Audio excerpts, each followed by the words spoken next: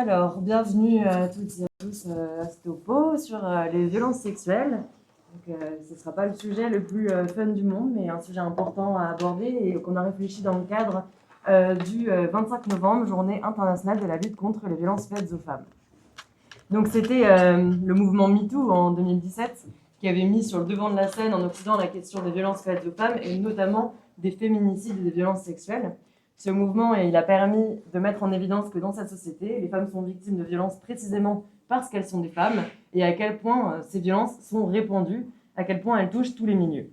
Le fait de lever l'omerta et de permettre aux femmes de reconnaître et dénoncer les violences qu'elles subissent, c'est une véritable avancée et ça représente la première étape pour pouvoir espérer les combattre.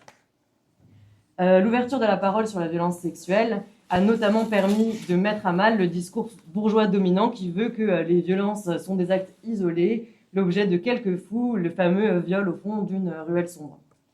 Au contraire, c'est plus d'une femme sur deux en France, de 53%, et plus de 6 jeunes femmes sur 10, 63%, qui ont déjà été victimes de harcèlement ou d'agression sexuelle au moins une fois dans leur vie. C'est un féminicide tous les 3 jours en France, commis par un conjoint ou un ex-conjoint. Au 27, à la date où j'écris, du coup, le 27 novembre, sont dénombrés 152 féminicides, un viol ou une tentative de viol toutes les 2 minutes 30. Et dans 91% des cas, les victimes connaissent leur agresseur. Quasiment la moitié des agresseurs sont des conjoints ou ex-conjoints.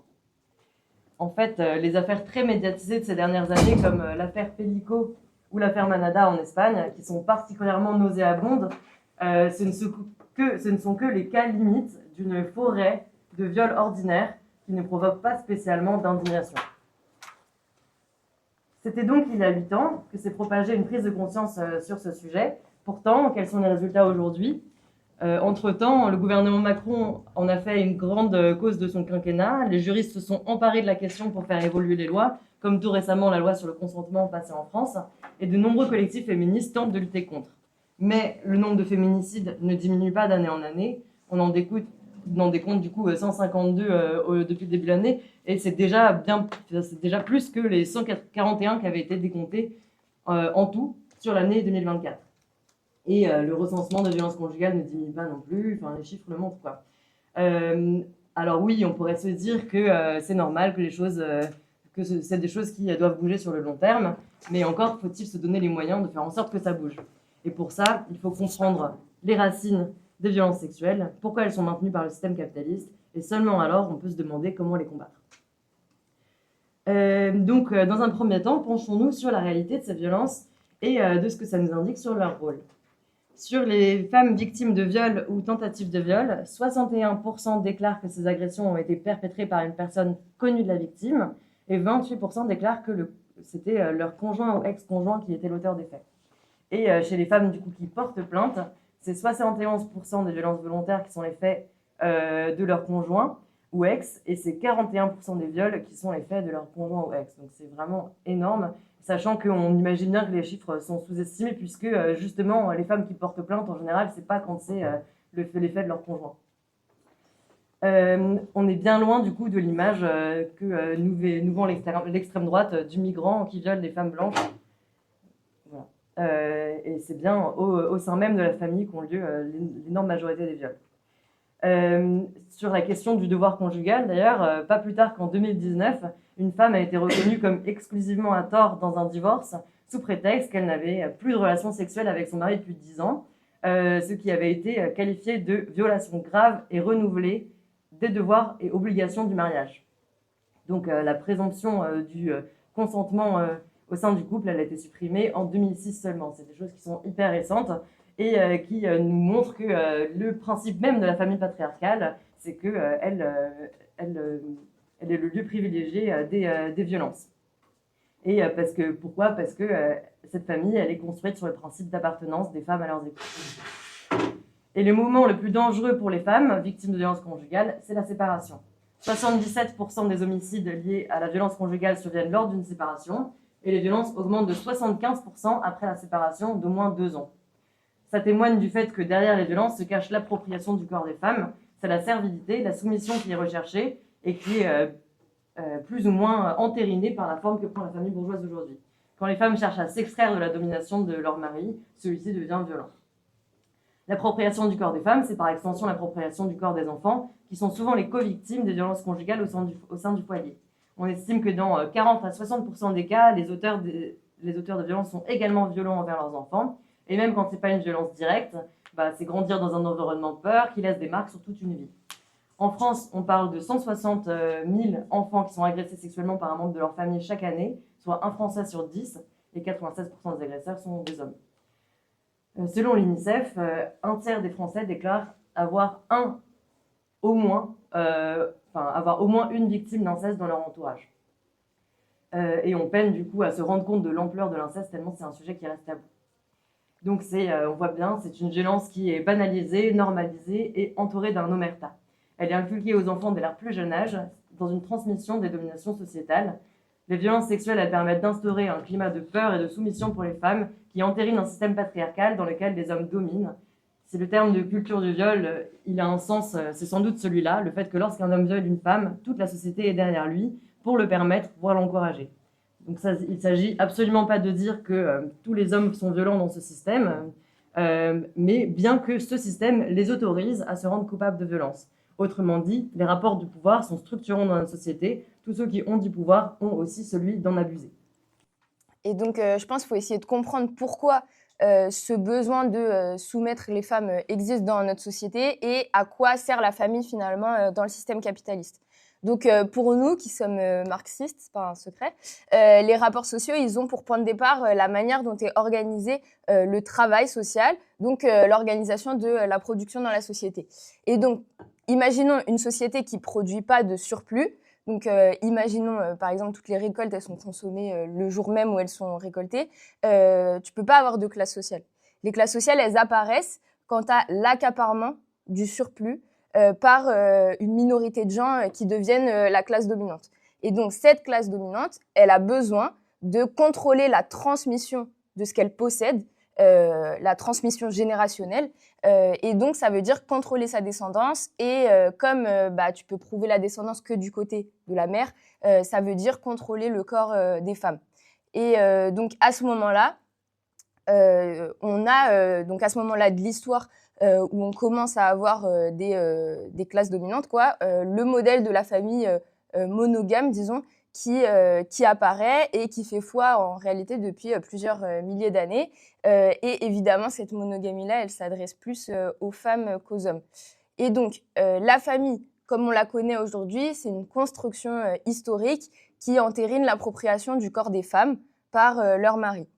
Info de ouf, le mot famille, ça vient étymologiquement du mot familius en latin, ça veut dire esclave. Et le mot familia, en latin, c'est l'ensemble des esclaves qui appartiennent à un même homme, qui vivent sous le même toit. Donc, c'est une expression qui a été inventée par les Romains pour désigner cet organisme social où le père, le chef de famille, il a autorité sur la femme, sur les enfants et sur un certain nombre d'esclaves et sur qui il a le droit de vie et de mort, sur toutes ces personnes.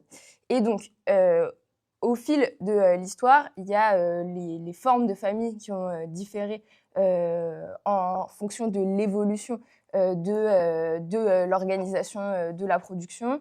Mais par exemple, dans la famille antique grecque, la femme, c'est la première domestique, Elle est soustraite au regard des hommes, elle était obligatoirement voilée. Dans la famille paysanne, c'est à peu près un sort similaire. Et en fait, les femmes, elles ont le rôle de produire des choses dans la maison, dans la sphère domestique. Donc, fabriquer des vêtements, les repas, fabriquer des bougies, etc., pour que ce soit utilisé par la famille. Et donc, malgré le fait que tu as des évolutions importantes au cours de l'histoire, les femmes qui sont reléguées à un rôle de procréation et à la sphère du privé, du foyer, ça, c'est assez universel. Et donc, avec le corps des femmes qui appartient d'abord à son père, puis ensuite à son mari. Et je vais citer une femme du Club des femmes musulmanes de Tiflis, donc en Géorgie, au début des années 20, qui raconte sa situation avant la révolution russe. Donc, c'était une situation féodale, en gros, où elle dit le père nous vendait encore comme un jeune agneau à peine avions-nous atteint l'âge de 10-12 ans, et même plus encore. Le mari exigeait de nous tendresse et amour, même lorsqu'il nous dégoûtait. Il nous battait à coups de bâton ou de fouet lorsque l'envie lui en prenait. Nous devions le servir jour et nuit comme des esclaves. Quand il en avait assez de nous, il nous envoyait au diable. Il louait nos corps à des inconnus. Donc, avant le 19e siècle, la sexualité hors mariage, elle est considérée comme immorale. Et violer une femme, c'était un crime, mais pas comme nous, on l'imagine, mais c'était un crime envers son père et sa famille en général. Et donc, on a tout ce système-là du mariage qui est mis en place, qui favorise le viol conjugal en faisant des femmes la propriété de leur mari. Et la famille devient le lieu privilégié de l'oppression des femmes. Et ça, on voit bien que ça perdure. Enfin, Thaïs a donné pas mal de chiffres. Mais donc, aujourd'hui, on se rend bien compte que les choses sont plus tout à fait pareilles. A priori, nous, en France, il n'y a pas de situation où on est enfermé à la maison pour faire des bougies, quoi. Le 19e siècle, il correspond au développement du mode de production capitaliste et la prise du pouvoir par la bourgeoisie en Europe et dans le reste du monde ensuite. Et donc, ce passage-là au système capitaliste, il va changer drastiquement les rapports sociaux entre les humains et la situation des femmes également. Donc, d'abord, le capitalisme, il va saper les bases de la production domestique. Ça n'a pas de sens de fabriquer tes bougies à la maison avec tes mains quand, en fait, tu as des usines qui les fabriquent et qui les vendent beaucoup moins cher. Il va aussi, le capitalisme, appeler en masse les femmes à l'usine pour répondre à un besoin croissant de main-d'œuvre. Et comme la production industrielle, elle se fiche de qui se sert de la machine, la nouveauté du capitalisme, c'est le travail salarié des femmes. Tu as Marthe Bigot, qui est une communiste française, qui dit à ce sujet « C'est en accédant à son propre salaire que la femme a découvert sa propre valeur. » Donc, elle peut travailler pour elle-même, elle peut se libérer dans une certaine mesure de la domination de son mari et surtout, elle peut lutter contre l'exploitation avec l'ensemble de la classe ouvrière. Et c'est pas une coïncidence si les premières luttes pour l'émancipation des femmes, elles se font de façon concomitante à l'avènement du capitalisme. En faisant des femmes des exploitées comme les hommes, ça crée donc la possibilité, et matérielle, comme on vient de dire, mais aussi idéologique, d'envisager leur émancipation. Donc maintenant, est-ce qu'il y a encore la nécessité aujourd'hui pour le capitalisme de maintenir les femmes au foyer et de maintenir cette oppression-là? Et pourquoi ce besoin de continuer d'exercer cette pression et notamment quel est le rôle dans la société des violences sexuelles? Bon, déjà, le capitalisme, il n'apparaît pas de nulle part, comme si tu avais tourné une page et qu'on construisait depuis rien. Il se construit donc sur le mode de production précédent, avec tous les préjugés, toutes les idées qui préexistaient dans la société. Et donc, les patrons, ils ont pu utiliser ces préjugés-là sexistes à leur avantage, notamment en donnant aux femmes les tâches les plus ingrates, moins payées, avec des emplois précaires, à mi-temps, etc. Et en plus de ça, elles sont souvent mises en concurrence directe avec les hommes. Elles sont utilisées pour casser des grèves parce qu'elles avaient plus de mal, elles étaient plus désespérées pour trouver du travail. Et tellement que tu as des socialistes de l'époque qui vont revendiquer l'interdiction du travail pour les femmes en disant que ça entravait les luttes ouvrières. Donc on voit bien comment les capitalistes ils se sont servis des oppressions et de l'oppression des femmes en particulier pour diviser. Et le patriarcat, c'est aussi, et toujours aujourd'hui, un système idéologique qui diffuse que c'est normal que les femmes soient dominées par les hommes parce qu'elles vaudraient moins, parce qu'on serait moins fortes, plus fragiles, dépensières, moins intelligentes, enfin tous ces clichés qu'on connaît là, qui sont diffusés par l'État, par toutes les institutions, par l'école, par la famille, et dont l'aboutissement de ces préjugés-là, c'est les violences sexistes et sexuelles. Et tout ça, c'est là pour faire croire que les hommes et les femmes n'auraient pas vraiment les mêmes intérêts parce qu'on serait trop différents et pour permettre de justifier la surexploitation des femmes. Et donc, il y a une contradiction du capitalisme qui est que d'un côté, en leur donnant accès au travail salarié, il leur permet de s'émanciper en leur donnant la même place que les hommes dans le système de production, mais pour autant, elles restent largement dépendantes économiquement de leur mari parce que sous-payées et parce que ayant toujours la charge en grande majorité quand même des tâches domestiques. Et donc, avec l'arrivée au capitalisme, le contrôle patriarcal sur le temps, sur le comportement, sur le corps, la sexualité des femmes, il a diminué. Mais avec cette augmentation d'une forme de liberté, il y a eu aussi une augmentation de la vulnérabilité, et notamment la vulnérabilité économique des femmes. Parce qu'avant, en fait, les femmes, elles échangeaient voilà, des faveurs sexuelles contre la promesse d'un mariage, par exemple. Aujourd'hui, si tu tombes enceinte, en fait, il n'y a rien qui te garantit un mariage. Et en fait, le fardeau économique, il repose principalement sur les femmes. Et donc, ces contradictions-là entre plus de liberté, mais plus grande vulnérabilité économique et besoin du capitalisme de maintenir des divisions, ça engendre du coup une violence constante pour les femmes. Et les violences sexuelles, elles servent à maintenir cette différence-là et instaurent, comme disait Thaïs, mais un climat de terreur qui donne confiance à une partie des hommes pour se rendre coupables de ces violences. Et donc aujourd'hui, à cause de la crise du capitalisme, la bourgeoisie, elle a besoin donc de renforcer, d'exacerber l'exploitation de la classe ouvrière pour en tirer un maximum de profit. Et donc, une de ses armes, c'est de propulser partout dans le monde l'extrême droite. Et donc ça s'exprime par des reculs de droits, de conditions matérielles d'existence des femmes partout dans le monde. Mais juste un exemple, c'est le droit à l'avortement qui est remis en question dans plein de pays. Mais rien qu'aux États-Unis, depuis l'annulation de la jurisprudence Roe vs Wade en 2022 sous Biden, gouvernement soi-disant de gauche, il y a une vingtaine d'États qui ont interdit l'IVG.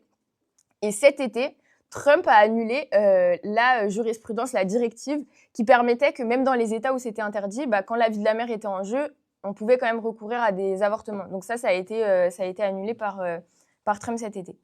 Et donc, en parallèle de ces attaques-là contre nos droits, il y a aussi donc l'apparition de courants d'extrême droite, comme les incels, les tradwives, etc., sur les réseaux sociaux, qui prônent donc cette image rétrograde de la femme, voilà, au service de l'homme, qui ne devrait pas travailler, s'occuper de la cuisine et des enfants, quoi. Et en France, on a des exemples quand même d'intrusions récentes de courants d'extrême droite, comme le collectif Némésis, qui est un collectif qui se revendique identitaire, raciste, qui défend la thèse du grand remplacement et qui en fait veut porter la responsabilité des violences faites aux femmes, aux immigrés, en particulier aux musulmans, donc qui s'est incrusté quoi, dans des manifestations féministes. Avec le collectif Nous Vivrons aussi, qui est un collectif sioniste qui défend l'État d'Israël. Ça montre que l'extrême droite, elle se saisit quand même d'un certain espace sur la question de la défense des droits des femmes. Cet espace-là qui correspond quand même à des failles certaines du mouvement ouvrier sur cette question, mais ça, on y reviendra plus tard dans le topo. Donc évidemment, avec le NPA révolutionnaire, nous, on pense que ces organisations, elles n'ont rien à faire dans nos luttes, dans nos manifs, parce que même si aujourd'hui, c'est des petits groupes très marginaux, leur projet, il est profondément réactionnaire, il sert profondément les intérêts du patronat en alimentant les divisions qui existent dans notre classe, sous couvert de pseudo-féministes qui défendent vraiment pas du tout nos droits, qui plus est. Et donc, nous, dans tous les cadres unitaires où on est présent, d'organisations du 8 mars, du 25 novembre, comme Grève féministe, Nous Toutes, qui regroupe globalement toute la gauche, la bureaucratie syndicale, etc.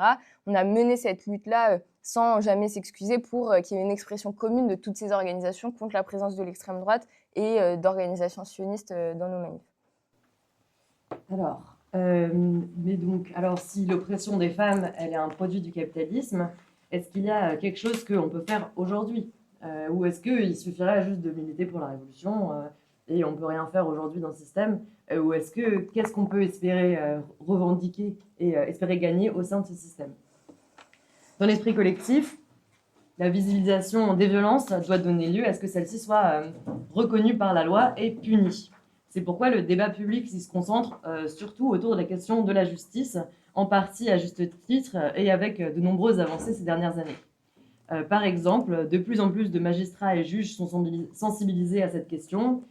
Le contrôle coercitif a été reconnu légalement, ce qui permet de reconnaître que les violences sont accompagnées de méthodes de contrôle des victimes qui peuvent constituer un faisceau d'indices pour étayer une plainte.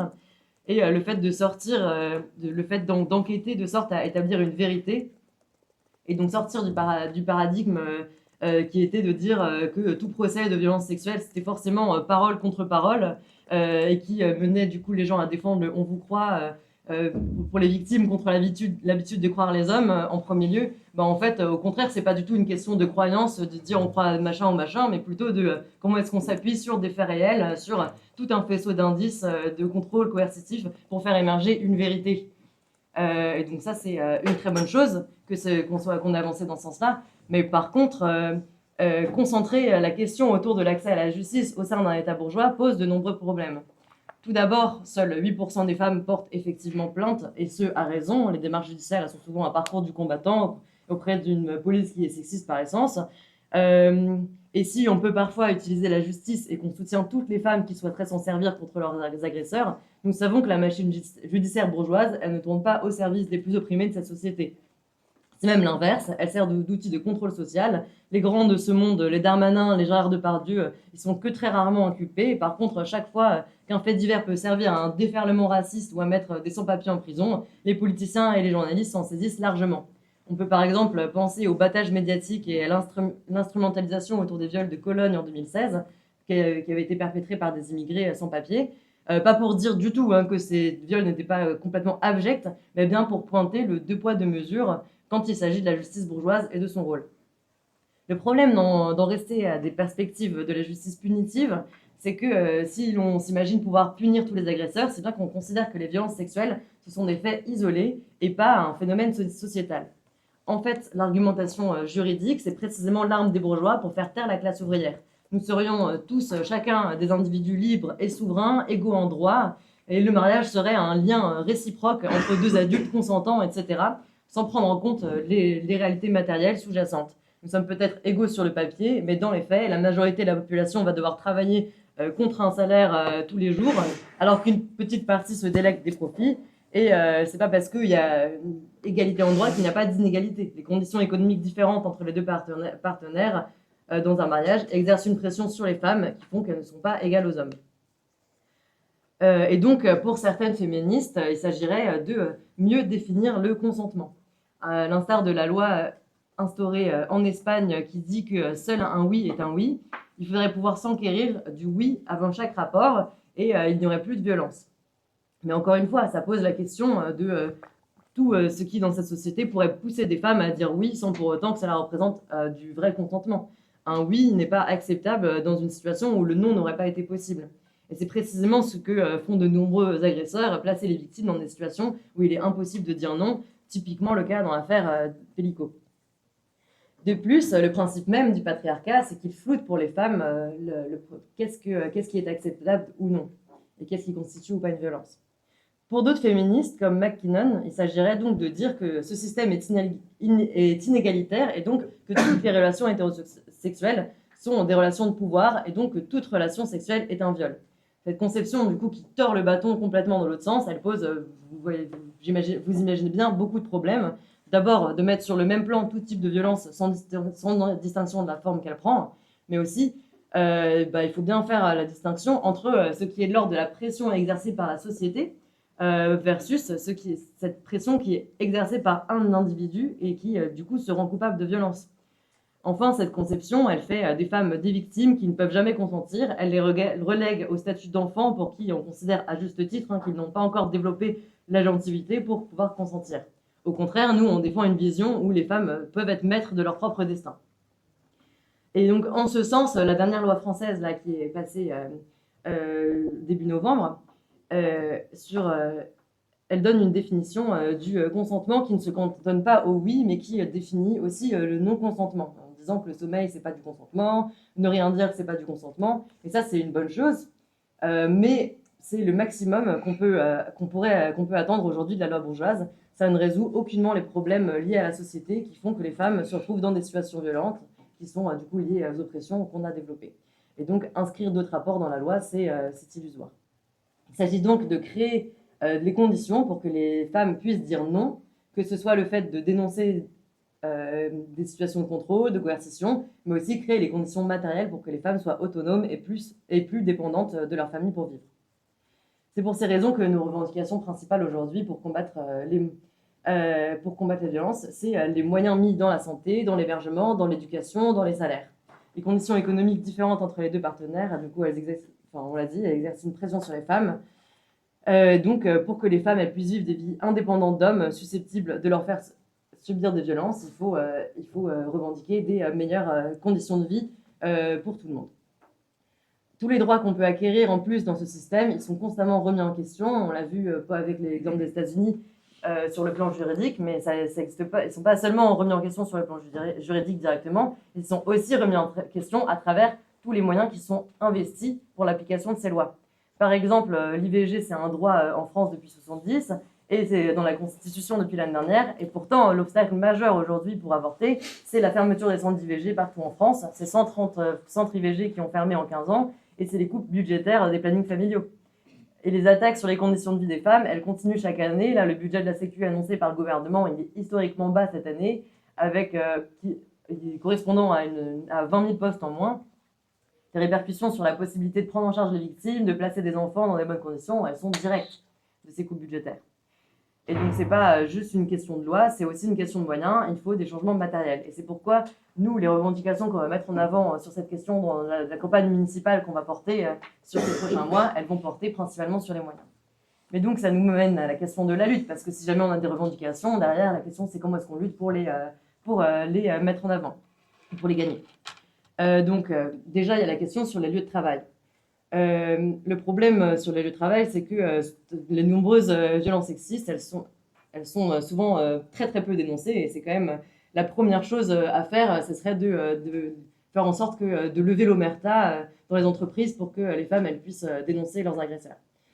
Bien sûr qu'on est pour que la vérité dans ces situations elle se fasse, et on est pour qu'il y ait des sanctions sociales. Seulement, on ne s'en remet pas à l'État pour nous sauver, mais on ne s'en remet pas non plus à notre patron.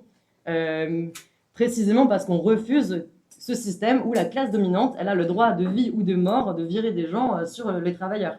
Nous, on défend que ces questions, elles doivent être prises en charge collectivement par les collègues pour sanctionner les agresseurs, parce que ça va avec une prise de conscience générale du prolétariat et un développement de son activité consciente contre les oppressions et contre l'exploitation.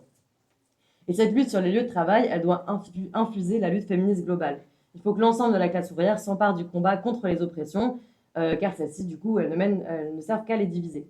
Et dans cette période où les luttes féministes sont partielles et limitées, notre intervention, elle se situe parfois, en tout cas pour l'instant, exclusivement sur le terrain de la propagande.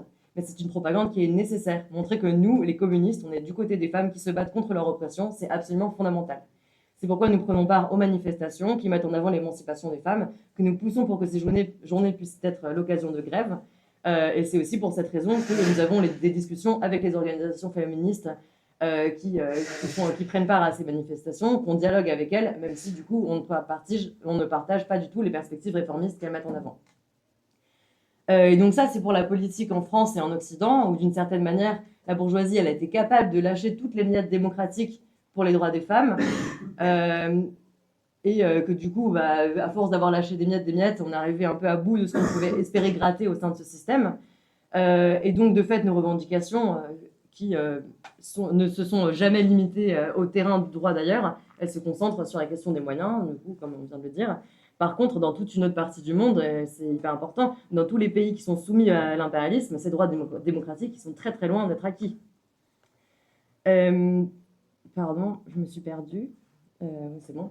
Parce que dans ces pays, du coup, la bourgeoisie, elle maintient son ordre social au prix du maintien de structures archaïques qui imposent le contrôle formalisé du corps des femmes, de leur maternité et de leur place au sein de la famille. C'est aussi une manière de maintenir une main de fer sur la population avec un État très répressif pour une bourgeoisie qui est prise en étau par l'impérialisme et qui dépend de lui dans l'arène du marché mondial. C'est le propre de l'impérialisme de soutenir les pires traditions héritées des modes de production antérieurs pour maintenir sa domination sur des régions du monde. Et donc on peut par exemple penser au régime des mollahs en Iran qui s'appuie sur la religion et qui maintient une situation ultra réactionnaire pour les femmes qui sont des citoyens de seconde zone. Et justement en Iran, cette situation a donné lieu à une mobilisation majeure des femmes en 2022 qui a entraîné une grande partie de la classe ouvrière derrière elle. Et donc même des revendications purement démocratiques dans ces pays peuvent entraîner des pans entiers de la classe ouvrière derrière elle. Et justement, la bourgeoisie, elle a tellement peu d'espace dans ces pays pour lâcher des miettes que seule la classe ouvrière, et derrière elle, et derrière ses propres mots d'ordre, peut faire bouger les choses. C'est ce qu'on appelle la théorie de la révolution permanente, mais on pourra en discuter un peu plus dans la discussion si vous voulez. Du coup, nous, en tant que militants, militantes révolutionnaires, comme dit Thaïs, on sera et on aide toutes les luttes qui vont dans le sens d'acquérir plus de droits au sein de ce système. On a exposé certaines de revendications. Par contre, on n'a pas du tout l'illusion qu'il pourrait avoir une solution institutionnelle à l'oppression des femmes en système capitaliste, parce que penser ça, ce serait ne pas voir que le patriarcat et le capitalisme sont profondément intriqués avec le second qui se nourrit du premier.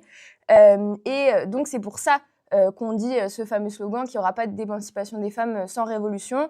Et c'est pour ça que nous, on estime qu'on doit se donner comme tâche de prendre la direction du mouvement pour l'émancipation des femmes pour qu'il se considère comme une composante du mouvement ouvrier révolutionnaire. Et donc ça veut dire intervenir dedans avec une orientation claire sur des bases de classe. Et aujourd'hui, on voit il y a de plus en plus de femmes qui se politisent sur la question féministe. Et on voit bien que le courant politique qui dirige le mouvement féministe aujourd'hui en France, c'est pas les communistes révolutionnaires, quoi. Et ça mérite d'être relevé parce que ça l'a été à une époque. Je fais un petit retour sur tout ça, mais ça me paraît vraiment important. Dès la fin du 19e siècle, on a Marx et Engels qui analysent le fait que les femmes, c'est les prolétaires des prolétaires, et que leur oppression au sein de la famille, elle devrait être renversée en même temps que le système capitaliste. Et on a par exemple Clara Zetkin, qui est membre du Parti social-démocrate allemand, puis du Parti communiste. Elle, ce qu'elle dit, c'est que l'émancipation des femmes, elle pourra être atteinte que par la lutte des classes, par la prise du pouvoir de la classe ouvrière sur la bourgeoisie, et donc que les femmes de la classe ouvrière, elles doivent s'organiser en tant que travailleuses pour le renversement du capitalisme. Par la suite, les bolcheviks russes, ils ont pris cette question à bras le corps, avant, pendant, après la révolution de 17, en mettant en œuvre les conditions matérielles qui ont permis aux femmes de se libérer du foyer, de s'impliquer dans la vie politique. Après la prise du pouvoir en 1917, les femmes, elles sont reconnues comme égales aux hommes, avec un salaire égal pour un travail égal qui est garanti. Le mariage devient laïque, le divorce légalisé sur demande qu'elles viennent de l'homme ou de la femme. Le gouvernement bolchevique, il va déclarer la non-ingérence de l'État dans les relations sexuelles entre individus. Donc ça veut dire dépénalisation de l'homosexualité, qui était punie de peine de prison. L'État soviétique, il va légaliser l'avortement en 1920. Qui va être pratiqué donc gratuitement dans les hôpitaux, etc. Et dans le même temps, il y a des nouveaux décrets qui introduisent donc des congés maternité rémunérés, des services publics de garde d'enfants, de scolarisation, des cantines, des blanchisseries, machin, qui en gros sont des services publics qui sont faits pour alléger le fardeau des tâches ménagères et permettre aux femmes de sortir du foyer. Et donc pour ça, en URSS, ils ont créé le GNODEL, donc ça veut dire le département des femmes, en 1919. Et ça, c'est une instance du comité central, donc un organe de gouvernement qui avait pour but de coordonner l'action parmi les femmes pour les impliquer dans la direction de l'économie et dans la direction de l'État et œuvrer pour leur émancipation en URSS. Et donc l'idée, c'est à la fois faire en sorte que les femmes, elles s'impliquent dans toutes les sphères de la vie, sociale, politique, culturelle, économique, etc., mais aussi dans la lutte révolutionnaire en tant que telle. Et donc l'objectif, c'était d'intégrer les femmes dans les partis communistes, de les former en tant que militantes dirigeantes pour qu'elles puissent, avec les hommes, œuvrer à la construction d'une autre société et à l'émancipation des femmes en tant que partie intégrante de cette transformation sociale-là. Il va y avoir un topo cet après-midi qui va détailler un peu toute cette histoire-là qui est très très importante. N'hésitez pas à aller le voir pour en savoir plus. Mais une des choses qu'on peut retenir de tout ça, c'est que la condition des femmes, elle n'a jamais avancé aussi vite que quand la classe ouvrière a pris le pouvoir en faisant collectivement de la question de l'égalité réelle une priorité. Mais la mise en place du stalinisme, par la suite, elle a coupé le lien entre les luttes des femmes et le communisme, mais aussi entre la lutte des femmes et le mouvement ouvrier un peu dans son ensemble, parce que l'influence du stalinisme, elle est très très forte sur la large partie du mouvement ouvrier pendant une grande partie de la deuxième moitié du XXe siècle. Et donc, les partis communistes, comme la société soviétique, reviennent à des représentations beaucoup plus stéréotypées, traditionnelles de la place des femmes, réduites au rôle de mère, etc. En URSS, l'avortement va être recriminalisé en 1936. Donc, tout ça mène au fait que c'est hors du mouvement ouvrier et sous direction de la petite bourgeoisie universitaire que les luttes féministes, elles se sont développées à la fin des années 60, dans les années 70. Et donc ça, c'est la naissance de ce qu'on appelle le mouvement autonome des femmes. Donc c'est l'idée selon laquelle la libération des femmes ne pourra être réalisée que par l'ensemble des femmes, peu importe leur classe, et contre l'ensemble des hommes, peu importe leur classe aussi. Idée avec laquelle, évidemment, on n'est pas d'accord en tant que féministe révolutionnaire. Mais donc, qu'est-ce qu'on retient de tout ça? Donc, premièrement, que pour mettre fin à l'oppression des femmes, il faut renverser le système capitaliste qui s'appuie dessus. Maintenant, comment on fait? Nous, communistes révolutionnaires, on pense que la seule classe sociale qui peut renverser ce système, c'est la classe ouvrière, dans toute sa diversité. D'abord parce que c'est elle qui n'a rien d'autre à perdre que ses chaînes, que son oppression, son exploitation, mais aussi tout simplement parce que c'est elle qui produit tout sans qu'il n'y a rien qui fonctionne et donc qui pourrait tout diriger. Donc, il n'y a pas de libération possible des femmes sans communisme, mais il n'y a pas non plus de communisme possible sans la libération des femmes, qui sont quand même la moitié de notre classe. Et nous, on a comme projet que l'égalité elle soit pleine et entière sur tous les plans de la société. Et pour que les travailleuses reprennent le contrôle de leur vie et de leur corps, on pense qu'il faut qu'elles dirigent la société avec l'ensemble de la classe ouvrière. Le meilleur moyen de ne pas te faire déposséder d'un droit, c'est que tu le contrôles.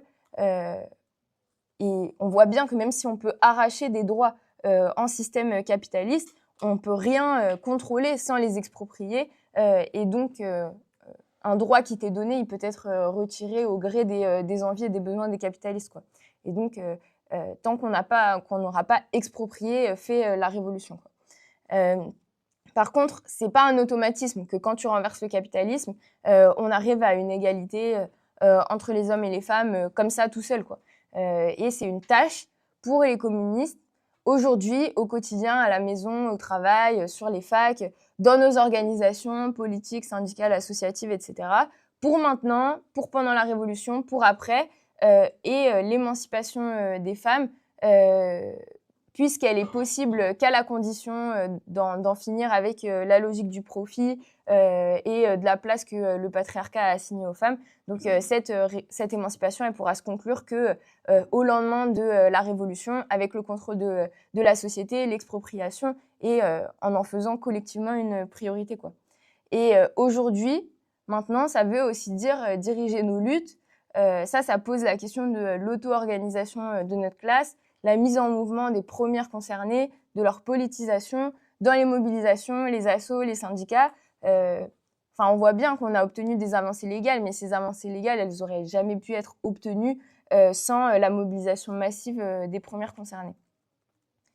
Et nous, pourquoi on trouve ça très important, cette intervention dans les luttes, l'auto-organisation? Parce que mener des luttes contre ton patron, contre ta présidence de fac, c'est ça qui peut mener à la compréhension de la nécessité d'aller plus loin sur nos revendications que les simples, entre guillemets, questions immédiates qui ont pu déclencher cette lutte-là en tant que telle. Donc que ce soit sur des questions de salaire trop bas, de licenciement, de VSS au travail, etc. Donc d'aller plus loin sur la question du pouvoir de direction du patronat, le fait que c'est ceux et celles qui font tourner la société qui devraient la diriger. Et donc c'est à la chaleur de ces luttes-là qu'on peut se rendre compte de notre force collective en tant que classe et du fait que c'est nous qui pouvons tout changer. Et c'est aussi ces expériences de lutte-là qui sont menées collectivement par notre classe dans toute sa diversité entre hommes et femmes, mais plus largement en tant que travailleurs et travailleuses de toute orientation sexuelle, nationalité, religion, qui font reculer les préjugés qui peuvent exister, sexistes, racistes, homophobes, ou autres, au sein même de notre classe, en démontrant que si tu veux gagner face à ton patron, tu dois t'appuyer sur tes collègues et que sans ta collègue meuf, sans ton collègue homo, en fait, tu perds, quoi, face à ton patron. Mais pour pouvoir en finir avec le capitalisme et ses atrocités, nous, on pense que les travailleuses, donc, elles doivent s'organiser en toute indépendance de classe, c'est-à-dire pour leur propre intérêt en tant que travailleuses, en tant que membres de la classe ouvrière exploitée et opprimée. Donc nous, on doit être évidemment de toutes les mobilisations contre les violences, pour le droit à l'avortement, etc. On doit en être, mais en s'appuyant sur la seule classe qui a la force, la capacité d'en finir avec l'exploitation, donc l'ensemble des travailleurs, travailleuses et de la jeunesse. Pas parce que les femmes de la bourgeoisie, elles subiraient pas de violence ou qu'elles subiraient pas le patriarcat d'une certaine manière, mais parce que leur camp social, lui, il a pour but de maintenir la domination capitaliste et pas du tout de le renverser. Donc, nous, on se place très loin des illusions que diffuse le capitalisme, mais aussi la gauche institutionnelle, pour faire croire qu'en fait, ce serait possible de vivre sous un capitalisme féministe, antiraciste, écolo, tout ça. Nous, en fait, on veut faire en sorte que les travailleuses, les travailleurs se battent, prennent en main leurs affaires, s'organisent, sans tomber dans ce piège-là de ceux qui, indépendamment de leur bord politique, défendent dur comme fer en réalité l'exploitation capitaliste, le pouvoir du patronat. Et pour ça, la construction d'un parti révolutionnaire, c'est indispensable, obligatoire. Parce qu'il n'y a que la conscience marxiste révolutionnaire qui permet de comprendre que pour contrôler nos corps, contrôler nos vies, il faut que la classe ouvrière dans son ensemble contrôle l'ensemble de la société. Je vais conclure, mais sur une dernière idée, si on veut réussir à mener cette politique-là, donc qu'on vient de détailler de manière offensive partout où on est, sur nos lieux de travail, nos lieux d'études, etc., il faut qu'on construise un parti communiste révolutionnaire qui soit un outil pour former des militants, des militantes, capables d'intervenir donc au cœur de la lutte des classes partout où on est, mais qui servent aussi à donner une délimitation stratégique, une clé d'orientation, d'intervention à chaque moment sur chaque question, sans jamais se priver d'une intervention de masse, de tenter de jouer un rôle parce qu'on serait trop petit. Un outil aussi qui permette de développer donc une orientation claire dans chaque situation, celle de notre féminisme révolutionnaire, lutte des classes, que nous, on assume sans sectarisme, sans arrogance, mais sans s'excuser, jamais, partout. Et donc, nous, c'est ça qu'on veut construire, parce que la conscience qu'on peut développer dans des processus de lutte, même très développés, très forts, c'est pas automatique. Et donc, le parti, c'est un outil qu'on construit pour l'intervention dans la lutte des classes aujourd'hui, pour tirer les luttes le plus loin possible, mais aussi pour défendre notre objectif, un objectif clair qui passe par montrer l'impasse du capitalisme, la nécessité de le renverser et d'opposer donc au pouvoir du patronat le pouvoir de la classe ouvrière et de la jeunesse. Et j'aimerais dire aussi à ceux et celles qui sont dans la salle et qui pourraient ne pas encore être au NPAR, on peut que vous inviter à continuer à discuter avec nous et à rejoindre en fait notre organisation, parce que on a tous et toutes un rôle à jouer face au pouvoir des capitalistes, mais tout seul face au patronat, on n'est pas capable. Donc on a besoin d'un outil partout où on est, et c'est ça qu'on veut construire nous avec l'UNPAR. Et voilà, je propose qu'on laisse la place au débat.